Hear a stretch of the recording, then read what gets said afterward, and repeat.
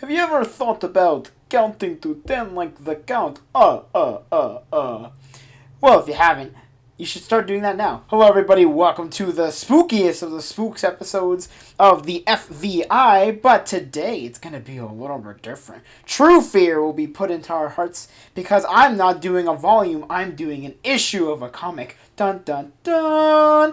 Oh my goodness, what are we going to do now? Anyways, this is going to be a really fun one because this is a local comic like group or whatever you call collective, I think is the word to put it. But it's really cool. Really excited to show it off. I hope you guys enjoy it as well. And let's get started. Okay, so this issue of a comic is brought to us by a all-women, all-Asian collective known as Kwento Comics. So it's really cool. It's super awesome. I actually got to meet one of the creators of this comic and some of the creators of the business / company in general.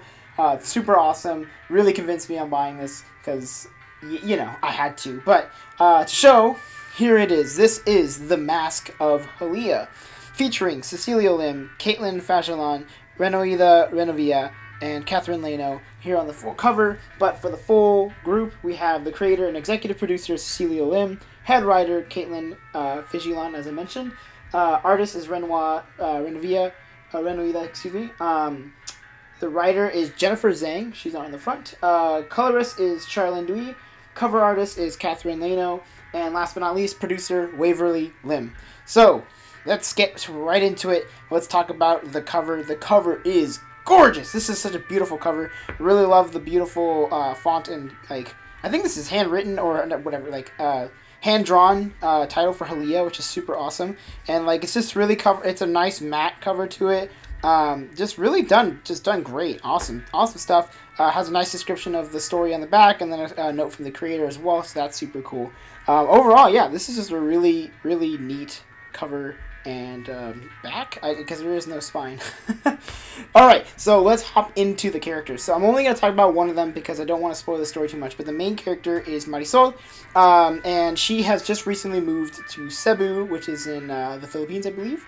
And so she comes from America. She has from what we could tell, a pretty rough relationship with her mom and all this stuff, and she's really struggling with moving to a new country, a new place, being basically pulled and ripped from her old life and being brought into a new one that she didn't even necessarily want. So super interesting to see how her character grows, especially within the first issue. She's super interesting, super cool. Seems like she's really going to go somewhere within the story, and I really hope that they build more onto why she has a strained relationship with her mom. I'm assuming they will. But yeah, for right now, I'm super intrigued. She is interesting. She's fun. Yeah, she gets some pretty cool powers, as you could tell. But I won't talk too much about that because that is a spoiler for the story. So, let's hop into the story now, or at least hop into a short TLDR kind of story without trying to spoil too much. Basically like a back of the issue kind of thing. But basically, like I said, Marisol and her mom are come back to Cebu, in the Philippines, for her grandma's death, or her funeral, excuse me. So she gets to meet all of her family members and all this stuff, and the mom basically hooks back up with some of her sisters and her brothers and all this stuff. And there seems to be a lot of tension within the family, just from right at the get-go, so that's kind of interesting. And we keep getting this illusion, or at least at the beginning of the story, we get the story about this snake, or a serpent kind of thing, that basically screwed everything up in the Philippines back in the day. And there seems to be some kind of connection between her grandma and that snake, and just overall this crazy conspiracy kind of dark backstory. So overall, super interesting plot. It starts off really strong.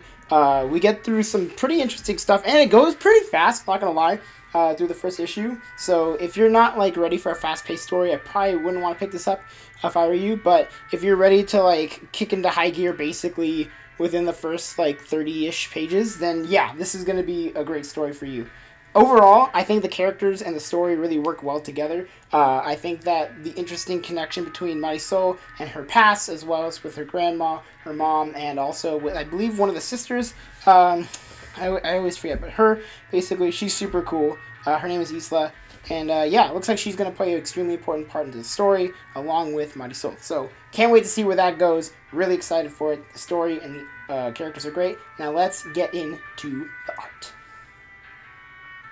So I kind of already touched on it with the cover, but let's talk about the art, because the art is probably the best thing about this. It is beautifully colored, has really great lighting effects upon most of the characters, if not all of them. Has generally some really interesting paneling, some really nice, just overall great stuff together.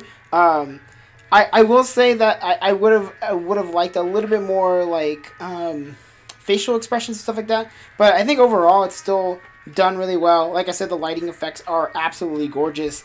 This print is also done really well in terms of there's snake stuff. In terms of like popping out stuff, the colors are all really, really nice. Like I love the shading across the board. Like I was saying, like this paneling right here is really cool. I think it has a nice flow to it. Genuinely really interesting. So it's gonna be really exciting to see where they grow in general, because I know, like, as you know, most comic artists, most artists in general really will start growing as they continue through the series, and you can kind of already see that within the next issue, which I have read. I'm not going to talk about it too much here, but yeah, I think overall the art is gorgeous. I really do love it. I do love everything, just about everything about it. Like, let's just look at this. Let's take a little deep dive here, right? You have like a nice mix of expressions, close-ups, and side profile views, and like downward views. It's just like it has a nice mix of it all. Like it isn't just people just talking to each other back and forth and back and forth and back and forth, because that can get really boring. And I know there are series that tend to do that, and it's done for like a kind of like an effect. Like that's like kind of the point. But I really do like that they're like mixing it up with the camera shots and the different types of paneling, from big, like from huge to like rectangle to smaller rectangle to, you know, upwards, vertical versus horizontal. It's just got a really nice mix of everything. So overall, I think this is a great first issue. I think it's definitely a must pick up. It is super cheap too. It's only $5 if I remember correctly. You can get it from their website, which I will show right here. That is QuentoComics.com. Yeah, and I know they're California-based, or the California and Philippines-based, if I remember correctly. So, yeah, I would say hit up your comic book store to try to get these in your comic book store, because that would be super awesome. I'd love to see this company go somewhere, because I think it's interesting that they're trying to tell Asian stories, specifically like Southeast Asian stories, because as they were explaining to me, and as I was listening, and as I read through this, I really don't know a lot about Filipino mythology or anything like that. So it was really interesting to see like monsters from that background, and I just think that was super cool overall. And I forgot to mention this during the writing, but I really like how they mixed Tagalog with English.